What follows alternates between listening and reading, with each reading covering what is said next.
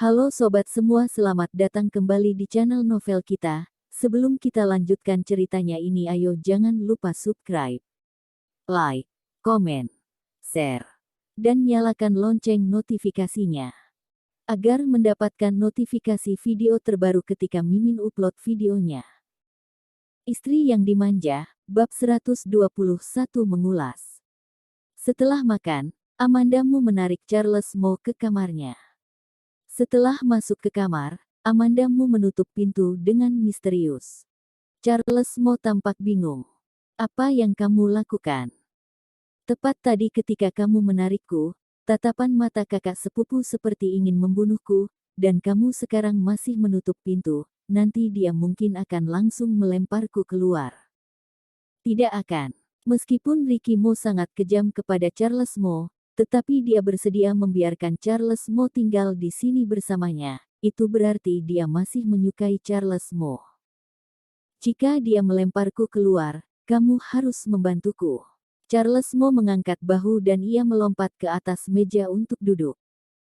Katakanlah, ada masalah apa yang membuatmu begitu misterius? Apakah kamu sudah memutuskan ingin bercerai dengannya? Kamu bocah ini, kenapa selalu mengatakan tentang hal perceraian? Amandamu mengulurkan tangannya dan mengetuk kepalanya dengan kuat. Charles Mo menyentuh kepalanya dan berteriak dengan berlebihan. Sakit. Amandamu tidak ingin bercanda dengannya. Apakah sifat kakak sepupumu selalu seperti ini?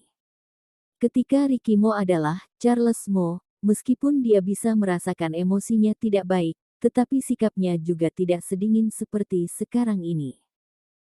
Setelah dia memulihkan statusnya sebagai Ricky Mo, dia menjadi semakin sulit ditebak dan keinginannya ingin mengontrol orang sangat kuat. Dia tahu semua hal yang dia lakukan, tetapi dia tetap diam.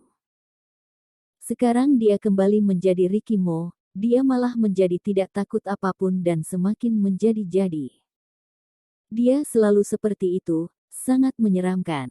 Charles Mo tampaknya teringat akan sesuatu yang mengerikan dan ia menciutkan lehernya, lalu berkata, "Sungguh, aku sarankan kamu untuk ceraikan saja dia. Bagaimana menurutmu dengan kakakku?" Amandamu merasa canggung. "Bukankah kamu sebelumnya memintaku untuk menjadi pacarmu?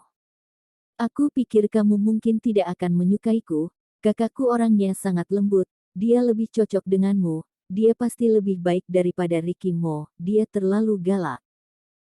Setelah Charles Mo mengatakannya, dia sengaja meringis seperti wajah hantu.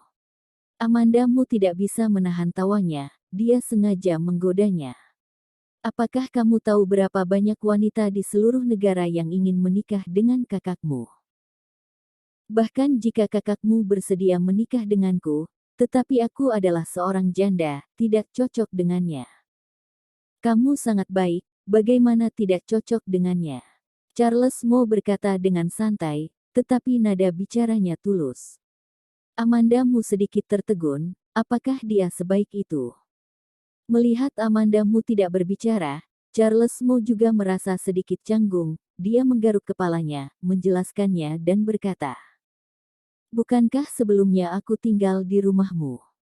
Pada saat hari kamu pergi, aku pikir kamu akan memanggil seseorang untuk memukuliku, tidak disangka kamu malah memasak untukku." Petik 2. Amandamu memutuskan untuk memutuskan fantasinya. "Karena kamu bilang namamu Charles Mo, jadi aku baru meminta seseorang untuk memukulimu. Bahkan jika aku bukan Charles Mo, kamu juga tidak akan menyuruh orang untuk memukuliku. Bagaimana kamu tahu? Untuk apa kamu peduli bagaimana aku mengetahuinya?" Charles Mo mendorongnya keluar. "Pergi sana. Aku ingin buat PR, kalian para wanita memiliki begitu banyak masalah." Bang! Pintu di belakangnya ditutup.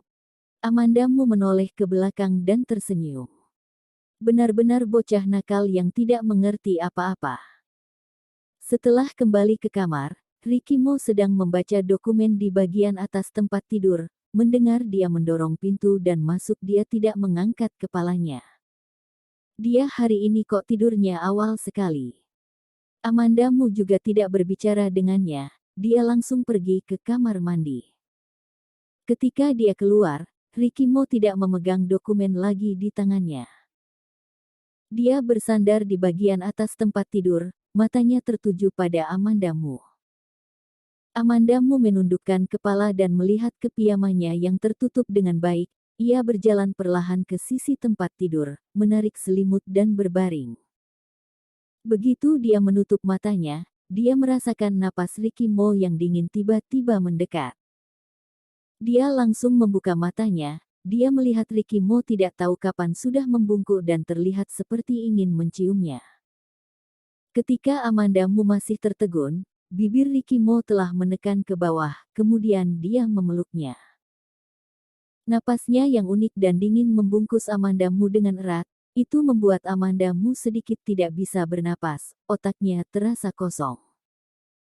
Ricky Mo memindahkan ciumannya ke lehernya, lalu meraih tangannya yang menekankannya ke bagian tubuhnya yang tidak boleh dilukiskan. Ia berkata dengan suara serak.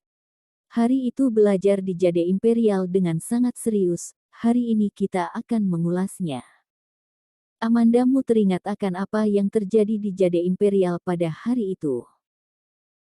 Darahnya langsung naik ke wajahnya, dan wajahnya langsung memerah seketika. Ia berjuang untuk menarik tangannya, tetapi itu tidak berhasil. Dia sangat cemas, dan langsung berkata dengan kasar. Mengulas kentutmu. Tidak boleh mengatakan perkataan kotor di tempat tidur. Ricky Mo menarik napas dan mematuk bibirnya dengan ringan. Tetapi nanti kamu bisa berteriak lebih keras. Amanda Mu tahu bahwa cepat atau lambat akan ada hari seperti ini. Namun, hatinya masih sangat menolaknya. Setelah mendengarnya mengatakan itu, dia langsung kaku seperti batu. Ricky Mo merasakan reaksinya, napasnya sedikit berat, seolah-olah ingin marah. Tetapi dia hanya berkata dengan lembut.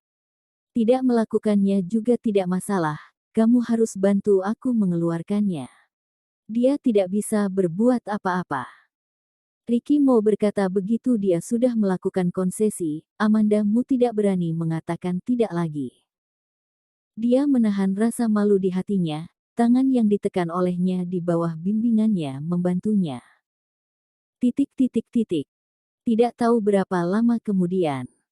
Amanda Mu merasa tangannya sudah kram seolah-olah itu bukan tangannya sendiri lagi. Lalu dia merasa bahwa benda di tangannya tampak melompat, perasaan akrab cairan hangat menodai tangannya datang lagi. Ricky Mo menarik tisu untuk membantunya membersihkan tangannya. Amanda Mu memalingkan kepalanya karena malu, dia tidak melihat hal yang cabul itu. Tiba-tiba, suara Ricky Mo terdengar di ruangan yang sunyi itu. Apakah kamu masih berpikir waktunya terlalu pendek? Petik 2. Wajah Amanda Mu memerah, ia menarik tangannya, melompat dari tempat tidur dan berlari ke kamar mandi. Ricky Mo menatap bagian belakangnya yang tergesa-gesa, dan tersenyum. Keesokan harinya. Ketika Amanda Mu turun ke lantai bawah, hanya ada Charles Mo yang mengantuk di sofa ruang tamu, dia tidak melihat Ricky Mo. Amanda Mu berjalan mendekat dan menepuk pundak Charles Mo. Apakah kamu tidak tidur tadi malam? Aku jam 3 baru tidur. Pekerjaannya terlalu banyak. Charles Mo membuka kelopak matanya, setelah dia selesai mengatakannya dia menutup matanya lagi, dan langsung berbaring di sofa lalu tidur. Mana kakak sepupumu? Aku tidak tahu, mungkin sudah pergi. Ketika Amanda Mu mendengar perkataannya, dia merasa lega. Baguslah Ricky Mo tidak ada di sana. Setelah makan, dia pergi ke perusahaanmu. Segera setelah tiba di perusahaan, dia diberitahu untuk pergi menghadiri pertemuan. Itu awalnya pertemuan pejabat tingkat tinggi perusahaan, tetapi Kelvin Mu memintanya untuk pergi ke sana, dan dia terpaksa mengikutinya. Sama seperti yang ditebak Amanda Mu, produk perusahaanmu telah mendapatkan tekanan konsumen, penjualan anjlok, dan beberapa mitra sudah ingin menarik kembali investasi mereka. Tiba-tiba, Seseorang mengusulkan. Orang-orang zaman sekarang suka ikut-ikutan. Jika kita mengundang selebriti untuk mengendorse produk kita pasti dapat menyelamatkan kondisi ini. Cari siapa? Misalnya, Peter Xi, dia adalah raja film Grand Slam termuda dalam industri film dan pertelevisian. Dia memiliki banyak penggemar. Jika dia bisa membantu mengendorse produk kita pasti akan dapat memecahkan situasi saat ini. Amanda Mu langsung mengangkat kepalanya dan menatap ke orang yang mengatakan usulannya itu, lalu terlihat senyuman mengejek di bibirnya. Meminta Peter Xi mengendorse produk perusahaanmu, itu sama saja dengan bermimpi. Bersambung.